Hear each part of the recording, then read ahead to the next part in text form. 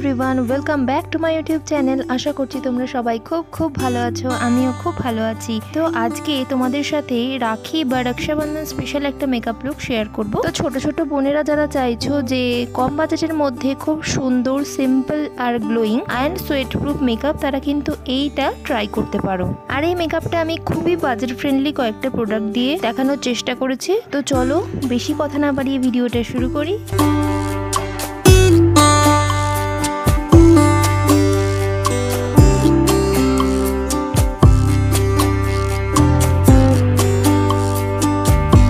সবার প্রথমে আমি সিলস প্রফেশনালের এই ওয়েট ওয়াইপসটা দিয়ে খুব ভালো করে ফেসটাকে পরিষ্কার করে নিচ্ছি, কারণ মেকআপ করার আগে কিন্তু ফেসটাকে খুব ভালো করে ক্লিন হওয়া দরকার। তারপর আমি অ্যাপ্লাই করে নিচ্ছি টোনার।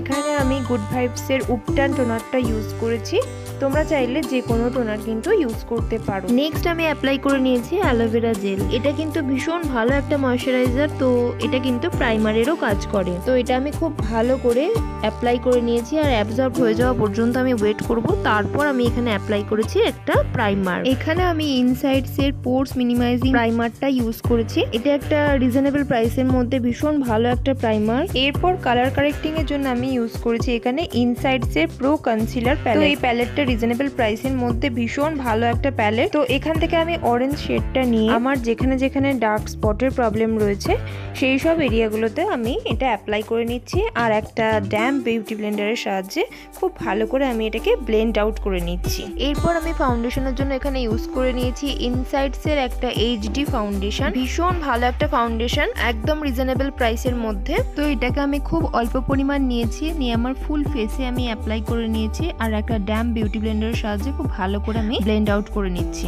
আর আজকের ভিডিওতে দেখানো সমস্ত প্রোডাক্ট কিন্তু 200 এর মধ্যে কি 200 এর আশেপাশে তোমরা পেয়ে যাবে। এরপর আমি ইউজ করে নিচ্ছি ইনসাইডস এরই একটা কনসিলার, যেটার শেড নাম্বার হচ্ছে NC1 পোরসেলিন। তো এটাকে আমি আমার ফেসের যে সমস্ত হাইলাইটের এরিয়াগুলো রয়েছে তো সেখানে আমি ব্রাশের সাহায্যে খুব ভালো করে অ্যাপ্লাই করে নিচ্ছি আর একটা ড্যাম্প বিউটি ব্লেন্ডারের সাহায্যে খুব ভালো করে ব্লেন্ড করে নিচ্ছি। আর এখানে আরো একটা কথা বলে রাখি যে এখানে আমি যে সমস্ত ব্রাশগুলো এখানে ইউজ করেছি সেগুলো কিন্তু বেইলির ব্রাশ, ভীষণ রিজনেবল। আর এটা আমি অ্যামাজন থেকে পারচেস করেছিলাম। যারা রিজনেবল প্রাইসের মধ্যে ভালো কিছু চাইছো তারা কিন্তু এই ব্রাশটা নিতেই পারো। এরপর আমি এখানে ব্লাশের জন্য ইউজ করেছি ইনসাইডস এরই একটা ব্লাশ, যেটা শেড নাম্বার হচ্ছে 03 ডাস্টি রোজ। তো এটা আমি ব্লেন্ডারের সাহায্যে খুব ভালো করে অ্যাপ্লাই করে নিয়েছি। আর এই ইনসাইডস এর এই ব্লাশারগুলো ভীষণ রিজনেবল, 100 এর মধ্যে কিন্তু এই ব্লাশগুলো পেয়ে যাবে। এরপর আমি এখানে অ্যাপ্লাই করে নিচ্ছি ইনসাইডস এর লুজ পাউডার। তো এটা দিয়ে আমি আমার ফুল ক্রিম বেসটাকে আমি সেট করে নিচ্ছি আর যেখানে যেখানে আমি কনসিলার অ্যাপ্লাই করেছি সেই সব জায়গাগুলোতে খুব ভালো করে আমি এটা অ্যাপ্লাই করে নিচ্ছি, যাতে আমার পুরো ফেসটা একদম ওয়াটারপ্রুফ থাকে। এরপর আমি একটা ব্রাশের সাহায্যে এক্সেস পাউডারগুলোকে আমি ঝেড়ে ফেলছি। নেক্সট আমি এখানে ইউজ করে নিয়েছি মিওনেরই একটা পাউডার কন্ট্রোল প্যালেট, যার শেড নাম্বার হচ্ছে 04। এখান থেকে আমি ডার্ক ব্রাউন শেডটাকে নিয়ে আমার ফুল ফেসটাকে কন্ট্রোল করে নিচ্ছি। তবে এই প্যালেটটার প্রাইস 300 সামথিং হবে।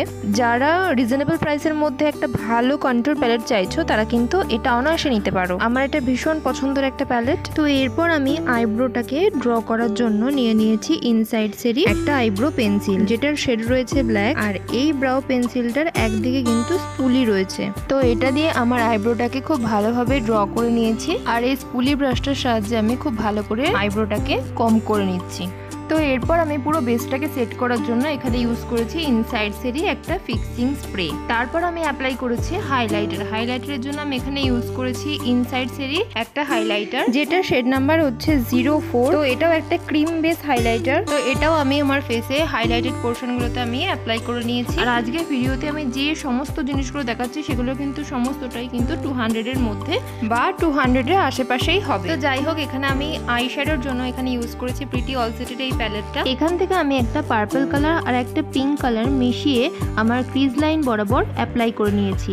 মানে পুরো আইলিডে বেস কালারটা আমি এটাই রেখেছি আর তার উপর দিয়ে ট্রানজিশন কালার হিসাবে আমি একটা পিচ কালার অ্যাপ্লাই করেছি। আর এই সবকটা কালারকে একটা ক্লিন ব্লেন্ডিং ব্রাশ দিয়ে খুব ভালো করে ব্লেন্ড করে নিয়েছি। এরপর আমি ওয়েট অ্যান্ড ওয়াইল্ডের একটা হাইলাইটার প্যালেট থেকে এই সিলভার টাইপের শিমার শেডটা দিয়ে ইনার কর্নার থেকে হাফ আইলিড বরাবর অ্যাপ্লাই করে নিয়েছি। আর সবশেষে আবারও একটা ক্লিন ব্লেন্ডিং ব্রাশ দিয়ে সব ব্যাপারটাকে আমি ব্লেন্ড করে নিয়েছি। আর লোয়ার আইলিডেও আমি ওই একই রকমভাবে পিঙ্ক আর পার্পল কালার মিশিয়ে কালারটা আমি অ্যাপ্লাই করে নিয়েছি। আর সামান্য একটু ব্ল্যাক আইশ্যাডো আউটার কর্নারের দিকে হালকাভাবে দিয়ে নিয়েছি। আর চোখটা একটু খালি খালি লাগছিল বলে এখানে আমি একটুখানি কাজল ইউজ করেছি। তো এটা হচ্ছে নেক লাইনের একটা কাজল।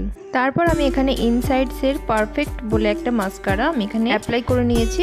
যেহেতু আমি ফলস ল্যাশ পড়ছি না, তো তার জন্য আমি মাস্কারাটাকে খুব ভালোভাবে এখানে অ্যাপ্লাই করে নিয়েছি। নেক্সট আমি আমার পুরো সাজটাকে কমপ্লিট করার জন্য এখানে ইউজ করেছি মার্সের একটা ম্যাট লিপস্টিক।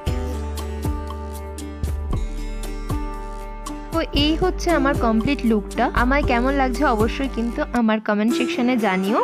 আর যদি এই ভিডিওটা তোমাদের ভালো লেগে থাকে আর হেল্পফুল মনে হয়, ভিডিওটাতে একটা লাইক করে দিও। আর যারা আমার চ্যানেলটাকে এখনো পর্যন্ত সাবস্ক্রাইব করোনি তারা কিন্তু অবশ্যই করে দিও। তো চলো দেখা হচ্ছে পরবর্তী ভিডিওতে।